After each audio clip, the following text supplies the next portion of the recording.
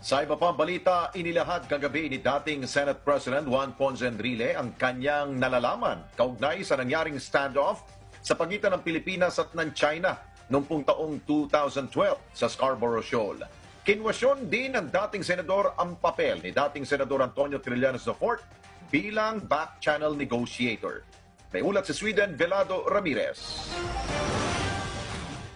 Sa official Twitter account ni dating Senador Antonio Trillanes IV, sinabi niya na si dating Pangulong Benigno Aquino III ang nagtalaga sa kanya noon bilang back-channel negotiator para sa issue ng West Philippine Sea. Sabi ni Trillanes, tiwala si Aquino na mapagkakatiwalaan siya, hindi tulad ni Enrile. Pero taliwas ito sa pahayag ni Aquino sa isang press conference September 2012 kung saan lumalabas na si Trillanes ang nagpresentang maging negotiator. Kinontak tayo ni Senator Trillanes at nasa China siya at that time at nilapitan siya, tinanong yung posibilidad kung pwede siyang maging back channel nga. Sa Talk to the People ditong Lunes kung saan inimbitahang dumalo ni Pangulong Rodrigo Duterte si dating Senate President Juan Ponce Enrile, sinabi ng Pangulo na makailang ulit naglabas-masok ng China noon si Trillanes.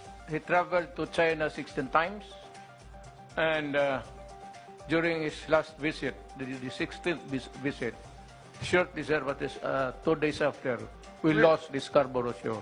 Ayon kay Enrile, resulta ito ng naganap na mediation na pinangunahan ng Amerika. Pero palaisipan sa kanya kung sino ang humingi ng tulong sa naturang bansa. Ang Amerika ang nag-mediate. Nagkaroon ng kasunduan dahil sa mediation ng Amerika na umatras bawat China at Pilipinas doon sa area ng Scarborough. Sinunod ng Pilipinas yung kasunduan sa ilalim ng mediation ng Amerika pero ang China ay hindi sumunod. Ani Enrile, dahil sa pagiging negotiator ni Trillanes, may ilang mga opisyal ng gobyerno ang na-bypass. Bakit binaypas niya yung embahada natin sa Beijing? At sa impresyon ko, pati si Del Rosario, nakalihim ng Foreign Affairs noon, ay binaypas din niya. Nasaan na yung sulat naman ni Brady? Bakit wala sa Department of Foreign Affairs yung kasulatan na yun? Dapat nandun yun. Sa isa pang tweet, sinabi ni Trillanes na binaypass niya si dating Philippine Ambassador to China Sonia Brady noon dahil patapos na ang kanyang back-channel talks bago pa magtungo sa Beijing si Brady. Wala rin anya si Brady sa lahat ng mga naganap na pagpupulong mula Mayo hanggang Hulyo ng 2012. Hawak ni Enrile ang notes ni Ambassador Brady nang makausap niya si Trillanes sa Beijing noong August 7, 2012. September 2012, binasa ni Enrile sa Senado ang notes ni Ambassador Brady.